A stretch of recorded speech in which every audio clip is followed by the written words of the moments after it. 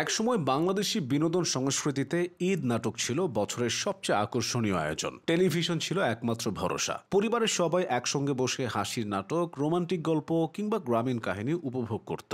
সেই প্রথা বদলেছে। এখন ইউটিউব এবং ওটিটি প্ল্যাটফর্মের মাধ্যমে দর্শক তার পছন্দ মতো সময় ও মাধ্যমে নাটক দেখতে পারছে। তবে ভিউ সংখ্যা নয়, দর্শকের মনে যে গল্প, আবেগ আর সামাজিক বার্তা পৌঁছায় সেটি আসল সাফল্যের মাপকাঠি। আর এবার ঈদে ইউটিউবের আলোচিত 5টি নাটক সেটাই প্রমাণ করেছে। 1. আশিকি। ইমরোজ শাওন পরিচালিত আশিকি ইউটিউব ট্রেন্ডিং তালিকায় প্রথম স্থান দখল করে। 8 জুন মুক্তির পর 24 ঘন্টার মধ্যেই নাটকটি 60 লাখ ভিউ ছুঁয়ে ফেলে এবং 16 জুন পর্যন্ত 1,40,00,000 ভিউ পার করে। নাটকটির কাহিনী রূপকথার নয়, বরং এক সংগ্রামী তরুণ আশিককে ঘিরে, যে ক্যাম্পাসে অপমানিত হয়ে নিজের অবস্থান তৈরি করে। গান গেয়ে রকস্টার হয়ে ওঠা, প্রেম, সমাজ বদলের প্রচেষ্টা, এসব নিয়েই গড়ে ওঠে আধুনিক প্রেমের আবেগঘন গল্প। জোভান ও নিহার অভিনীত নাটকটিতে সঙ্গীত, সংলাপ ও দৃশ্যায়ন ছিল যথেষ্ট আধুনিক। নাটকের গানগুলো আলাদাভাবে সামাজিক মাধ্যমে ভাইরাল হয়েছে। আশিকি দেখিয়ে দেয় সঙ্গীত, জীবন সংগ্রাম এবং আন্তরিক অভিনয় থাকলে যে কোনো গল্প দর্শকের হৃদয় স্পর্শ করতে পারে।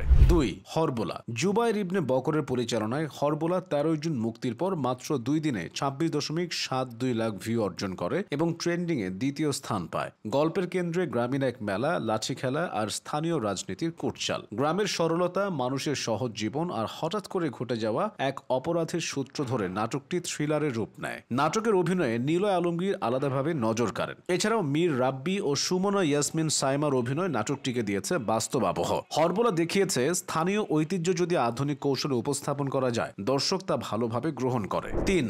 ক্ষতিপূরণ। মোহাম্মদ মোস্তফা কামাল রাজ নির্মিত ক্ষতিপূরণ নাটকটি মুক্তি পায় 10 জুন। 6 দিনের মাথায় এটি ট্রেন্ডিংয়ে তৃতীয় স্থান অধিকার করে এবং 46.38 লাখ ভিউ সংগ্রহ করে। কাহিনীর মূল চরিত্র শিরিন, এক তরুণী যার জীবনে প্রেম আসে, সম্পর্ক গড়ে ওঠে, ভাঙন আসে। সেই সম্পর্কের টানাপোড়েন, পরিবারের প্রত্যাশা আর মানসিক দ্বন্দ্ব নাটকটির উপজীব্য। নাটকে ইয়াশ রোহান ও মালাইকা চৌধুরীর পারফরমেন্স নাটকটিকে দিয়েছে আবেগের অতল গভীরতা। আর গল্পের সংলাপ এবং দৃশ্যায়ন ছিল সরল, কিন্তু প্রতিটি মুহূর্তে থাকে আবেগের স্পর্শ।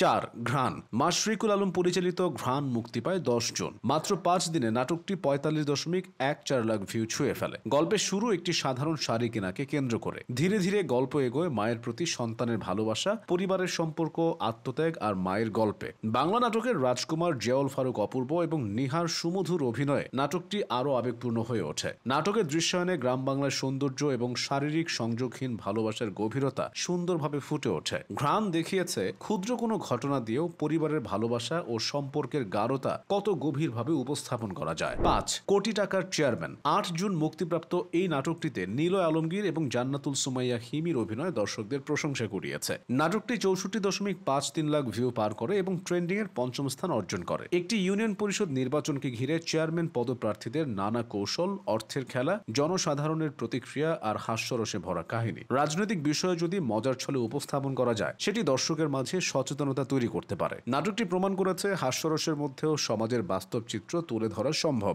ঈদ উল ফিতরে পারিবারিক সব নাটক নজর কাড়লেও ঈদ উল আজহায় ভিন্নধর্মী নাটক ট্রেন্ডিং এ এসে প্রমাণ করে বাংলাদেশের নাট্য জগতে নতুন গল্প, আধুনিক নির্মাণ এবং সামাজিক বাস্তবতার মিশেলে কিভাবে দর্শকদের হৃদয়ে জায়গা করে নেওয়া যায়। ইউটিউবের ভিউয়ার বাইরে এই নাটকগুলো সমাজ ও সংস্কৃতিতে তৈরি করেছে এক ইতিবাচক আলোড়ন।